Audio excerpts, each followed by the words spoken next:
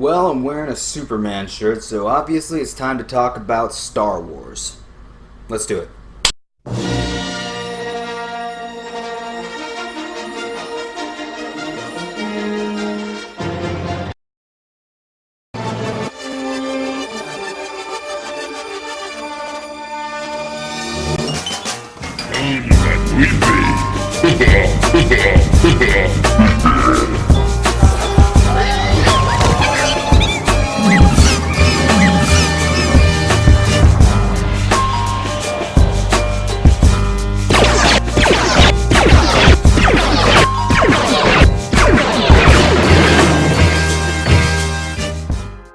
So yeah, instead of doing the random stuff that didn't even improve the movies at all, what if we went another way with this and actually tried to improve the movies with the special edition? And we're gonna start with A New Hope. And I know, everybody's like, but that one's so perfect, it started the original trilogy, you can't do anything to make it better, except for the fact that it probably needed that tagline of A New Hope. And that's something that actually happened in the special editions, and that was good. So that's number one.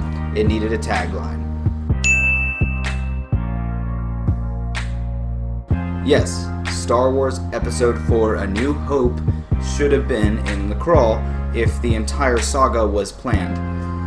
Even though the entire saga as a whole is complete and utter garbage because half of it is terrible.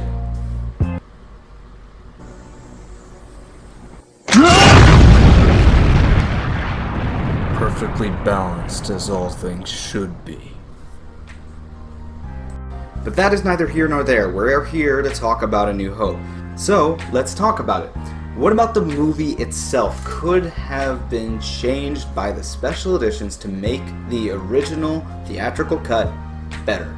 Nothing really. I mean, unless you're going to bring back actors and actually reshoot entire scenes of the movie, there's nothing you can really do to improve the movie. So let's go on the assumption that George Lucas had the power to bring back Mark Hamill, Harrison Ford, Carrie Fisher, Alec Guinness, and everybody back in '85 to do some reshoots.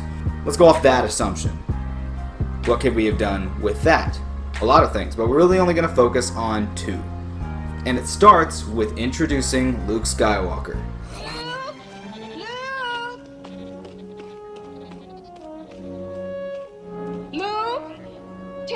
If he gets a translator, be sure it speaks Bocce. Doesn't look like we have much of a choice, but I'll remind him. Now don't get me wrong, the introduction to Luke Skywalker as it is in A New Hope is pretty good, but there is one way I think it could have been even better than what we got, and that's if he was actually not doing his chores away from home with his friends in Beggar's Canyon, flying around in his T-16 Skyhopper. See, if this were happening, we actually would have seen Luke wasting time with his friends. But I was going into Toshi Station to pick up some power converters. You can waste time with your friends when your chores are done. Now, come on, get to it. All right, come on. Imagine Luke flying around with his friends through Beggar's Canyon when he should be at home helping his uncle choose out the new droids. If that were happening, then we could have a whole scene where he was racing to get home because he's running late. Wait a minute, Doc. Are you telling me that it's 8:25? Precisely. Damn. I'm late for school. And showing Luke flying through Beggar's Canyon would mirror another canyon that we know he flies through later in the movie. And then when he gets home, it would have made a lot more sense with what Owen says to him, to us, the audience, because we actually saw him wasting time with his friends. And honestly, it would just be awesome to see a T-16 Skyhopper flying around in all of its model special effects glory. So that's number one, out of the way, done. That's how we meet Luke. The rest of the movie happens exactly the way as it is, except until we get to Obi-Wan Kenobi's death.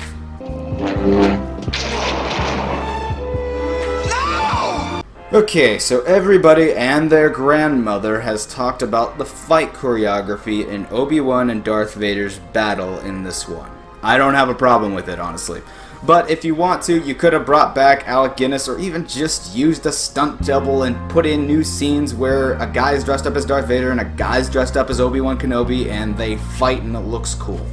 I mean, it's left so much to be desired that people have actually started doing what I just suggested and actually refilmed it for a short film.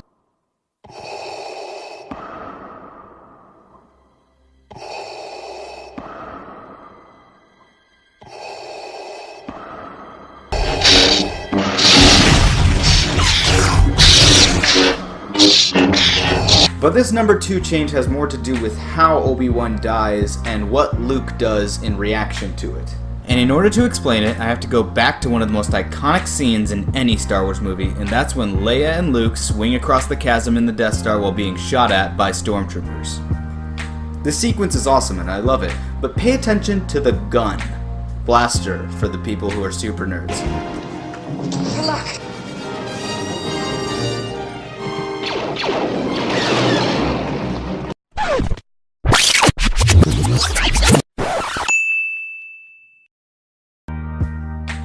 Now let's take a look at who has it in the next scene that we see those two characters. What kept you? We are running some old friends.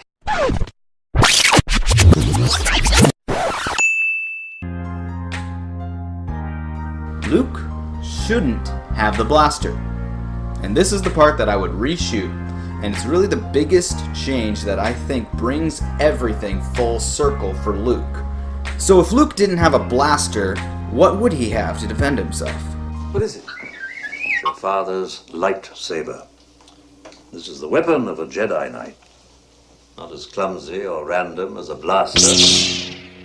An elegant weapon for a more civilized age. Yes, the lightsaber. Because what's the only thing that Luke has trained to do with that lightsaber? Stretch out with your feelings.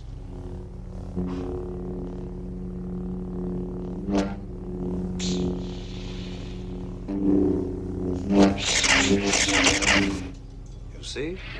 You can do it. So, let's take this scene. I'm gonna edit together a little hodgepodge of what it could look like, and then we'll talk about it after you guys watch it. And here you go. Now's our chance. Go! Ben?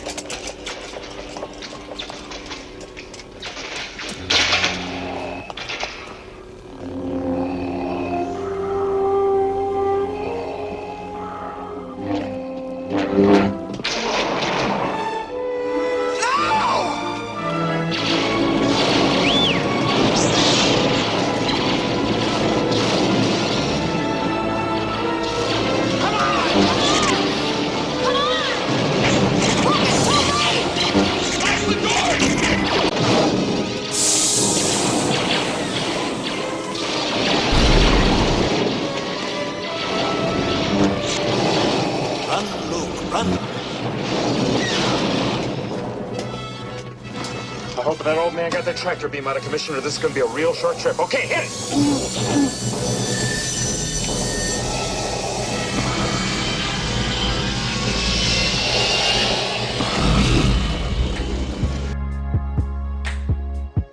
So that was cool, right? It does quite a few things, actually. It, 1, brings back Luke's training from earlier in the movie, and 2, shows Darth Vader that there's another Jedi out there who has his old lightsaber. I think that's pretty cool. And then the rest of the movie plays out exactly the same as it always has. Except I'd probably keep the big Starklighter scene in the Rebel base from the actual special editions, because it actually kind of makes his death a little bit sadder if we see him and Luke interact a little more. That's it, guys. That's how Star Wars Episode 4 A New Hope could have been made better by the special editions, but sadly, wasn't.